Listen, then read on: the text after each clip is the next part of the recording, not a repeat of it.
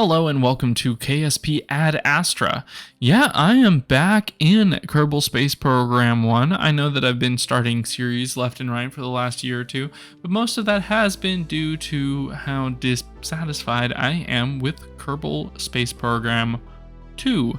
Now, I am definitely not the only one. There's been plenty of news, especially coming from Take-Two shutting down Intercept Games, and all of this just terrible news and videos about the whole subject. It's just a mess. So we're coming back just to some simple modded Kerbal Space Program 1 with basically all of the mods to make it just normal. And yeah, we're starting off with our first craft, the first craft that most people start out with when they play Kerbal Space Program, the Flea. Yeah, and so we are currently hurtling towards the ground, moving at very, very high speed because our parachute has not deployed yet. And we have officially, it is officially filled up with the air that will slow it down. And our boy, I don't know what his name is, has officially landed in the water. Yeah, so this is just going to be a normal KSP 2 thing, or 1 thing.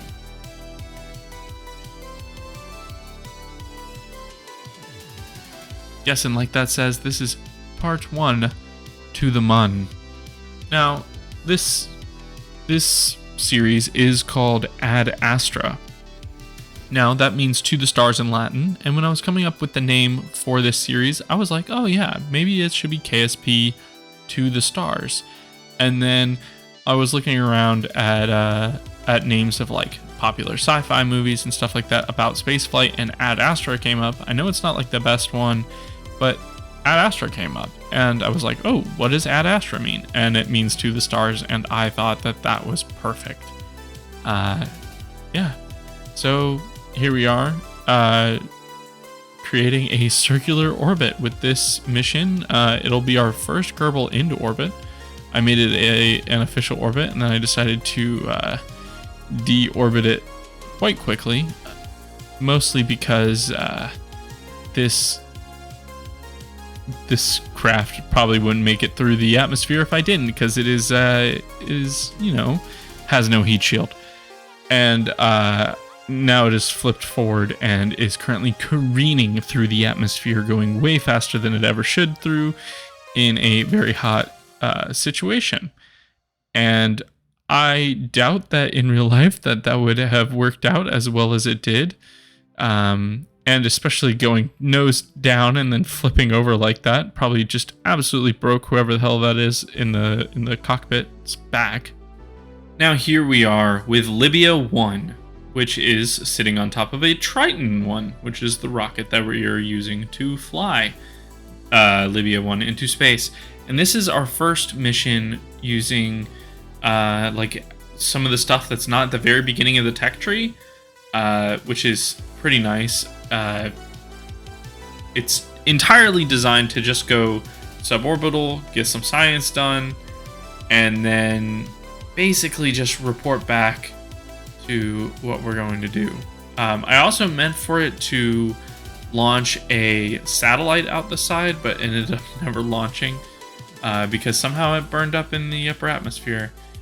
And it's basically just here to collect a bunch of science at the beginning of the game. That way we can really progress to some of the later game stuff. I'm trying to get up to the later game stuff pretty quickly, so that these the early stages of the game kind of fly past us much faster than they did in the old series. In the old series, I was really pushing for like space, like reusability and stuff like that. But I don't necessarily need to do a whole lot in the early game. I still will focus on reusability, but not as much as I did in the last series. I won't really make it a huge point of contention and multiple launches just to launch one thing. Like it'll be better. All right, now we're going on with Libya 2. This one is actually on a Triton 2 now. Triton 2 is the upgraded version of the Triton 1, no longer using a solid rocket booster on the bottom. And I forgot to tell you why I called them the Triton, why I called the old one the Triton 1. Well, it reminded me of the Titan rocket, which is a ICBM. And this one is kind of keeping along with that look and feel, as well as basically being our one-stop shop easy flight to space. We actually have a decent chance at orbit here, and I fully take advantage of it. Also, the main purpose of this flight is to recover the science from this altitude, as well as try and return the samples from this mission. And yeah, that is basically the entire point of this mission. Although I will say the thing that I have currently in the center below the heat shield is or above the heat shield is particularly susceptible to overheating. It is one of the problems with that one particular piece. And I don't know how well it's going to fare coming through the atmosphere, or at least I didn't know how well it was going to fare coming through the atmosphere. So I was trying to do everything I could to slow myself down and dissipate the heat, including traveling through the atmosphere through multiple passes. And by the way, I have a life support mod installed, so this is not the best thing to be doing. Granted, it's one of the more simple ones, but yeah, that's still not good to, you know, be wasting poor old, is that Barry Smith or Billy Smith's life? It was just not a good plan. But, you know, this is the early days of the Spaceflight Agency, and it is actually still the first day of the agency. We're on hour 3. We have already launched multiple rockets, and yeah, it's kind of weird. I've been playing a little bit of Realism Overhaul, and there's realistic progression, and yeah, there's also like craft build time, which, you know, it makes it a while to actually launch a craft. And yeah, it's just kind of funny not having that and being able to launch multiple craft on one day. But as we start gaining more and more craft and more reasons to leave the solar system, our gameplay will significantly slow down. And that actually starts next episode with the launch of our first ever space station. But here we are. It's looking like we only have one more pass through the atmosphere, which is interesting to say the least, that they have gone through the atmosphere this long. We haven't had a single person orbit this many times before, and let alone really a full time before. And now he has spent several hours in space, which is pretty cool, for him especially.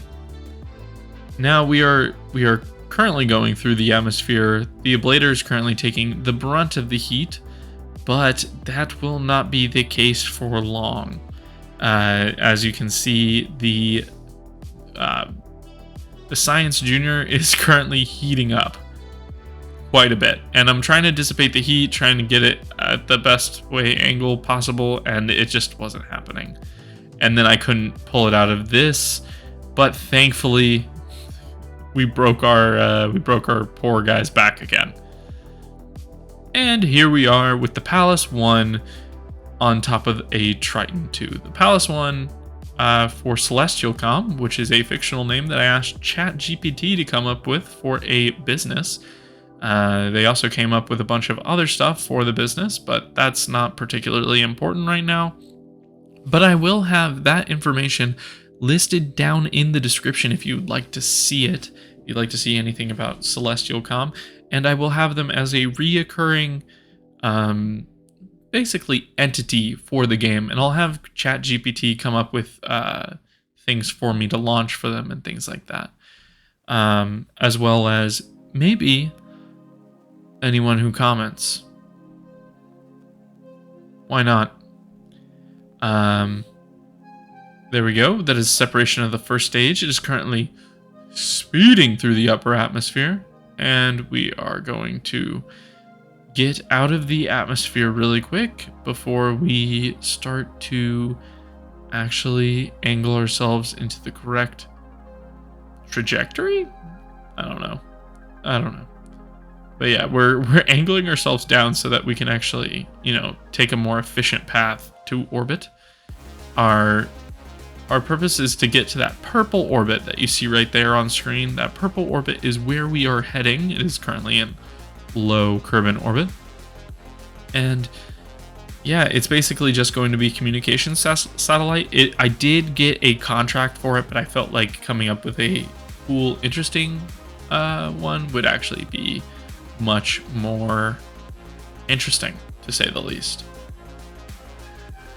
Yeah, it wasn't a particularly hard orbit to get into. I did have to take a couple passes in order to get it just correct. And on top of that, we don't have really good solar panel technology at the time. There's no really gimbaling or anything like that.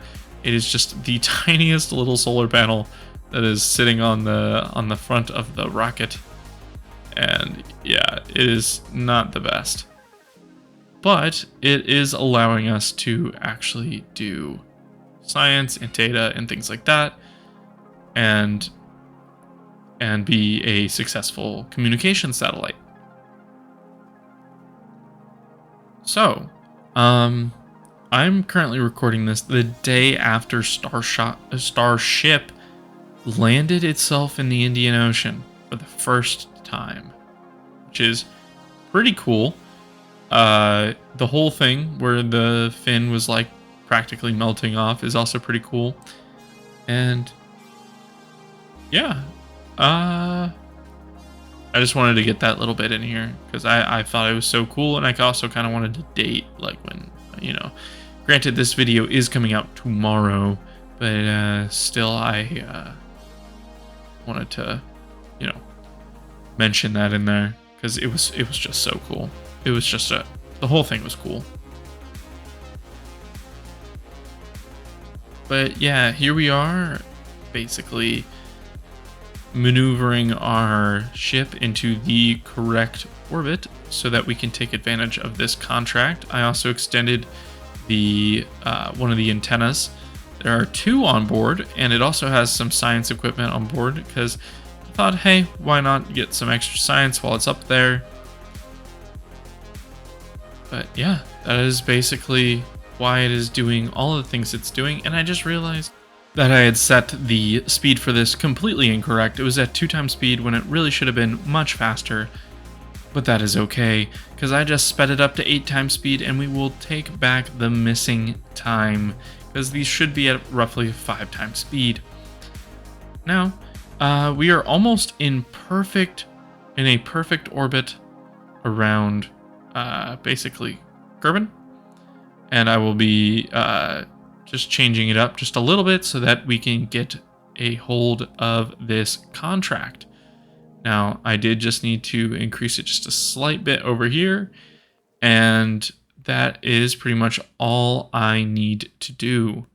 I am going to try and make it just a little bit closer, but I don't think that it's really necessary. I will be back on it later. Anyway, there's Selene 1. It's also launching on a Triton 2. I also asked ChatGPT for a name for this one. It is named after Selene, the goddess of the moon from Greek mythology, and it is basically a probe that we're sending to Minmus, but it looks a lot like the other probe, or the communications satellite that we sent out there. It does also have communications abilities, but this one is directly commissioned by me, myself, and I. And I believe that having a good communications network early off in the early base game. As you can see, there is a MUN satellite out there already. I sent that out there earlier, and I don't know where the footage for that is. Yeah. Oops. But yeah, here we are. We are getting our basically our encounter with Minmus, or we're plotting it out, and we will very shortly be shooting ourselves out towards Minmus. Here we are. I'm just fast forwarding the time around the planet so that we can just go right ahead, right into our burn directly at Minmus. It does take quite a bit of delta V to get out there. But it ends up being less delta V than actually landing on the MUN. That's why it is the easier choice. Plus, it is also flat. It's flatter than the MUN, so it ends up being the easier choice for landing like your first spacecraft. But I am planning on going to the closer moon first, and that is why this is the this is kind of that's why this is part 1 to the MUN. But yeah, as we are approaching the MUN, this video is closing out. I am glad to be back after a long time of not really posting any videos, and definitely not posting anything really Kerbal Space Program 1 related. More stuff is coming, and I've actually already recorded a good portion of episode 2, and yeah, that'll be coming next weekend. What else can I say? Oh yeah, I'm also writing a video that will be about the origin of rocketry. So yeah, see ya. Bye.